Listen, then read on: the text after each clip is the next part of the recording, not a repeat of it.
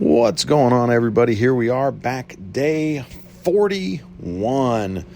Day 41 of the ALPAT. And as I told you yesterday, yes, we did, in fact, do a boarding today. We had also intended to fly the drone, but once again, we were out of parameters for weather. So we were not able to safely launch and recover the aircraft, and for that reason, the pilots made the determination that we were not going to launch.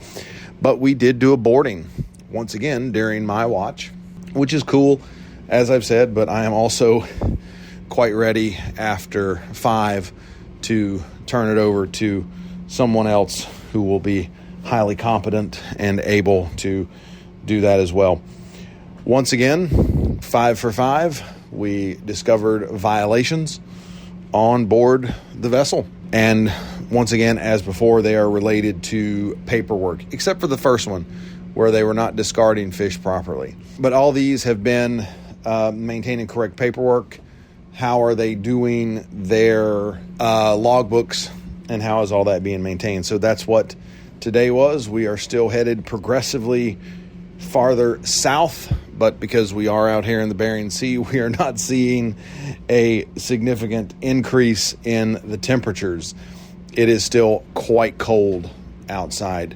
We are also getting quite a bit closer to some of the personnel getting qualified. We have another watch supervisor board this Wednesday, and actually just before I came up here to record these episodes, someone messaged me about scheduling one of their surface watchstander boards as well. So that is going to be on Thursday, which means I have a lot of work to do between now and then, because we have come up with a new qualification format that we want to use on how we are testing and evaluating people's knowledge. We are doing a new format on that. And so because of that, I was not expecting someone to be ready quite so soon, but that just gives me a definitive timeline for what has to be and for how everything is going to have to work. So I will have to have this new board completed by Thursday, and we will be able to roll that out with this person so that he can be qualified, and then once we are back underway from Dutch Harbor, that he will be able to stand the watch. And that'll be a great benefit to all the personnel in that watch section, because that'll be another person in the watch section, which will give people more rest while they are underway. Right now, everyone in that section is on 2 watches a day. So once this next person gets qualified, they will be on a single watch, and that'll be very beneficial to them, and it'll be beneficial to everyone, because it's more likely that people will be on watch, refreshed, ready to work, potentially more relaxed, hopefully more relaxed. As I said, obviously we have a Dutch Harbor port visit coming up. The first day being there, much of it will be spent with logistics. We have to get fuel, and we have to get more food for the ship. And so we will get all of that unloaded. I got lucky. I don't actually have to stand Officer of the Day in Dutch Harbor, which is a benefit. So that means I will have all 3 days.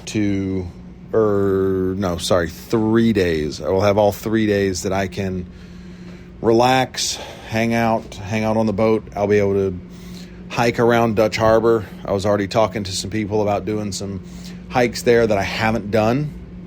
So I think we are going to try to do that.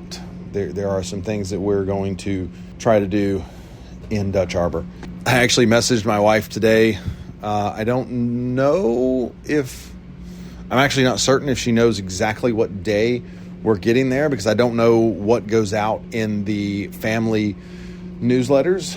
But I was joking that I wish we were financially stable enough that she could just fly up to Dutch Harbor and hang out for the 3 days that we're there. But obviously that is not going to be a thing that is happening, because Dutch Harbor is a very expensive place to fly in and out of because it is quite isolated. But that does it for day 41. On the schedule for tomorrow, I don't think we have flight ops again, because I think looking forward, we're not going to be in a good enough weather position to fly. And there is not a boarding on the schedule for tomorrow. We do have a damage control drill on the schedule. I'm not sure what exactly is going to be involved in that. I don't know if it is a fire or a flooding or what. That's, I guess, part of the adventure, is that we're not supposed to know what the drills are unless you're part of the training team, which I am not part of the damage control training team. I am part of the combat systems training team. So unless you are on the team, you don't know what the drill is, and that is so that the personnel treat it as much as possible like it is real, and you are reacting to things like you would if it was real. I think right now we may be up to the longest episode I have recorded, so I will call it there. I appreciate everyone listening. If you have any questions for me, leave them down below, and I'll talk to you again tomorrow.